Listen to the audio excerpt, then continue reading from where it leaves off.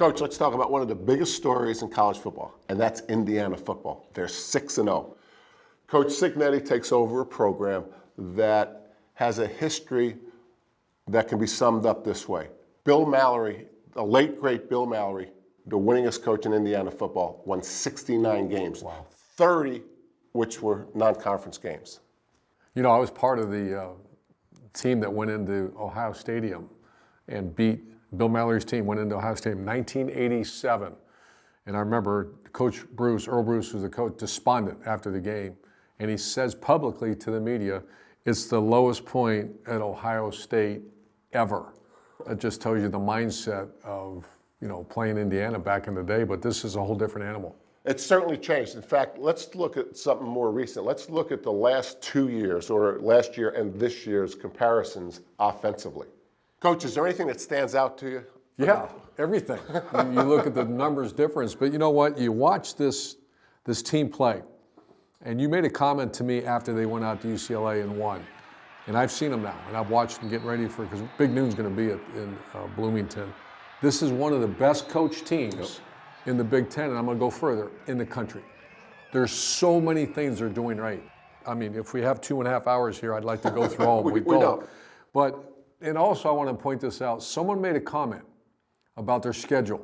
Even Coach Cignetti said, you know, we're blessed with, you know what they are. They had a good schedule. Right. But they went to UCLA and won. They beat Maryland. They went to Northwestern and won. You're talking about Indiana. Indiana's a great place, but that's a hard job. You know it's a hard job. No doubt. It's a hard job, so the schedule's fine. This is a hell of a team, and this is one of the best coached teams out there. So let's start with how they coached the back shoulder throw. All right, Jerry, I picked out 3 back shoulder throws. It's all in one game. Normally it takes 2 months to find a back shoulder throw.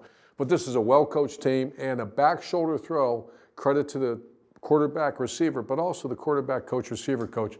This is a time well spent, and you can see the execution right here. Also notice it's coming out. Right. That's a courageous call. Right. Close game, perfect execution. As you used to say, this used to be called a bad throw. This used to be a bad pass. It's not a bad throw. It's a great throw, great execution. All right, Jerry, the second one is a back shoulder throw, but I want to point out it's second quarter, 43 seconds left, right before the half.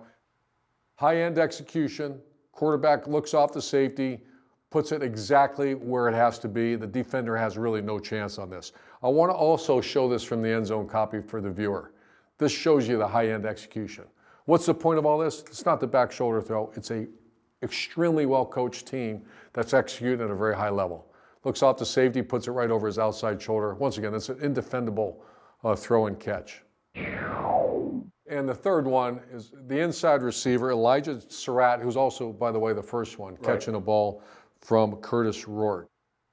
Inside fade by the inside receiver, well executed. Again, I want to show the end zone copy so the viewer can take a look at how hard this play is actually to execute this play. He puts it right where the defender has no chance. And Elijah Surratt goes up and makes a heck of a play.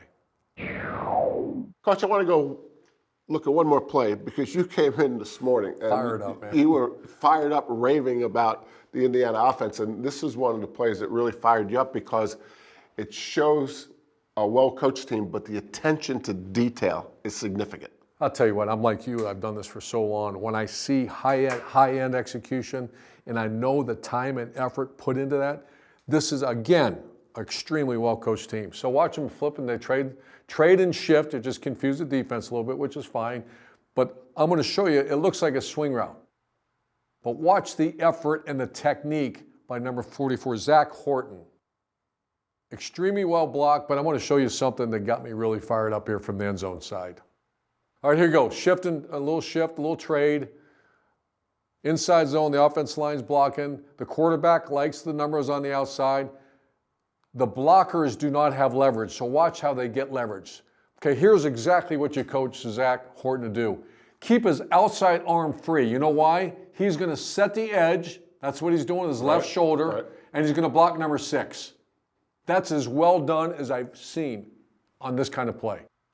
Let me ask you this, Coach. Before the season, would we have thought that Big Noon was going to be at Indiana for the Nebraska game? And how about this? Indiana's bowl eligible and Nebraska's not. Nebraska needs to win this game to be bowl eligible. So all this is going to unfold against the Nebraska defense. It's playing really good. Really good, and I think it's one of the games of the week, not only in the Big Ten in the country. I expect a great crowd. This is going to be a great atmosphere.